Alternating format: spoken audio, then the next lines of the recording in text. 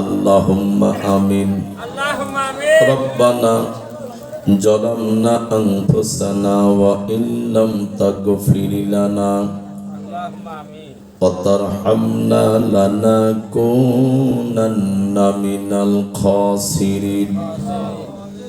রব্বুল আলামিন, সোনার বাংলার জমিন, উল্লাপাড়া উপজেলাধীন ব্রহ্মকপালিয়া বাজার পাড়া যুব সমাজের উদ্যোগে স্বতন্ত্র ইবতেদায়ী মাদ্রাসার উন্নতি কল্পে আয়োজিত তাফসীরুল কোরআন মাহফিলের ভিতর বসে তোমার তৌহিদি জনতার এক অংশকে নিয়ে সোনার মদিনার দিকে লক্ষ্য করে কয়েকবার দরুদ এবং সালাম পাঠ করেছি। আল্লাহ, আমাদের সালামটুকু সোনার মদিনায় নবী পাকের রওজা মোবারকে পৌঁছিয়ে দাও। দুনিয়া সৃষ্টির থেকে আজ পর্যন্ত যতগুলি মোমেন মোমেনা মাটির কবরের আসামি আর আযাব দিও না রব্বুল আলামিন। খাস করে আমরা যারা তোমার দরবারে দুহাত তুলে মোনাজাত করিতেছি, একটু তুমি নেক দৃষ্টি দিয়া তাকিয়ে দেখো, মাহারা কোন সন্তান যেন তোমার দরবারে দুহাত তুলে মোনাজাত করিতেছে। কোন সন্তান জীবনে কোনদিন আর আব্বা বলে ডাক দিতে পারবে না।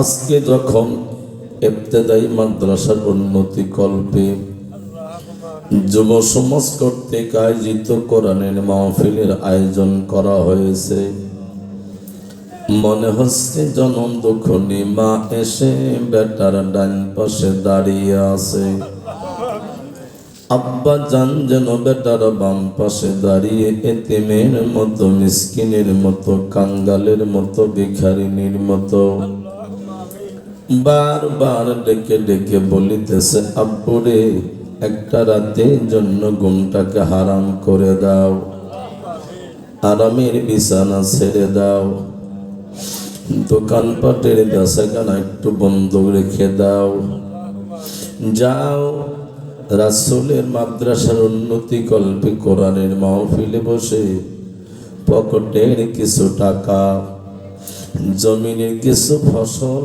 তোমরা সাদকা জারিয়া করো। আল্লাহ, তোমাদের হাতের দান আর মুখে একটু আমিনের বিনিময়ে আমাদের কবর আযাব মাফ করে দিবে। বাপ কান্দে, মাও কান্দে কবরে শুইয়া, আহারে দরদের বেটা বেটি একবার দেখলি না আসিয়া, ডানে মাটি বামে মাটি, নিচে মাটির বিছানা,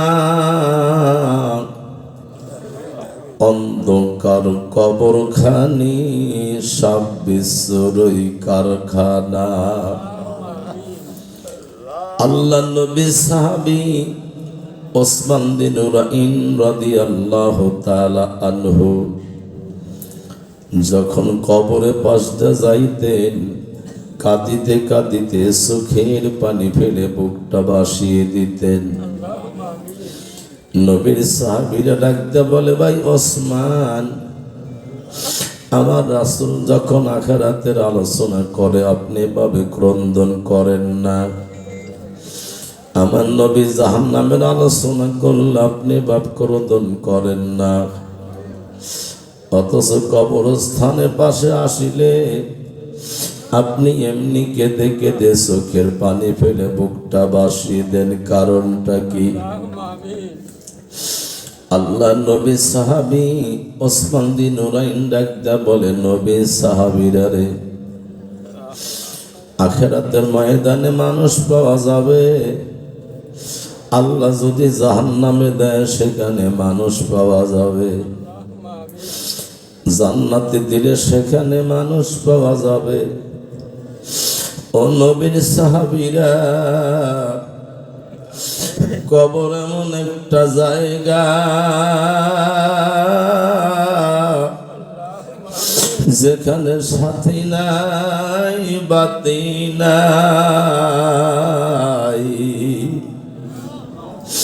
কোন বিছানা পত্র নাই, অনাদি অনন্তকাল আমাকে কবর ভিতরে একা অবস্থান করা লাগবে।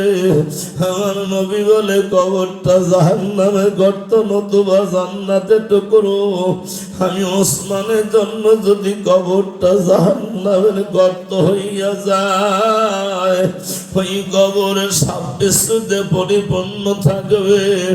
আমি ওসমান ওই কবরের ভিতরে একা একা কেমনে অবস্থান করব, ওই কথাটা স্মরণ হইলে আমি চোখের পানি ধরে রাখতে পারি না।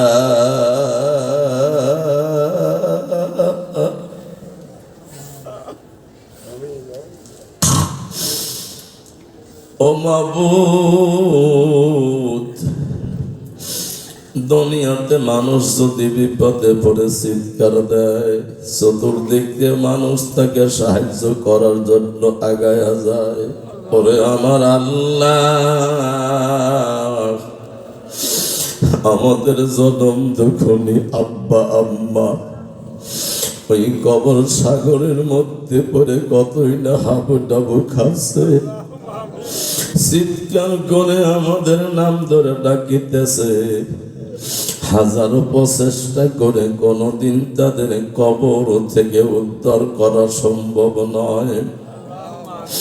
আল্লাহ কিছু দিতে পারলাম না, ভিক্ষা জলে কাঁদিনে গোনার বোঝা মাথায় নিয়া কলঙ্ক মাখা দুটি হাত তুলে চোখের দুই ফোঁটা পানি তোমার দরবারে উপহার দা, ভিক্ষা চাই। আজকে বেটা বিটিদের কান্না বিজড়িত কণ্ঠের আমিনের বিনিময় হাতের সমস্ত দানগুলো কবুল করে নিয়া আব্বা আম্মার কবর দুইখানা বেহেশতের বাগান বানিয়ে দাও।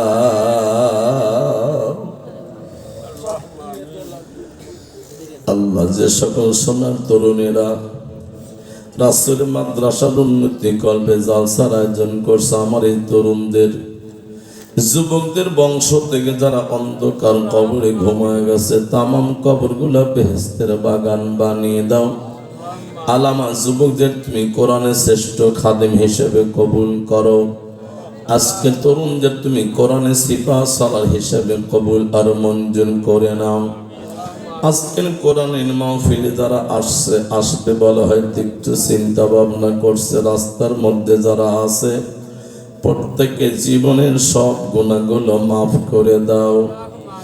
মরণের কালে ঈমান মজবুত রেখে জবানে পড়ায় রাসূলের তাওহীদে কলেমা লা ইলাহা ইল্লাল্লাহু মুহাম্মাদুর রাসূলুল্লাহ।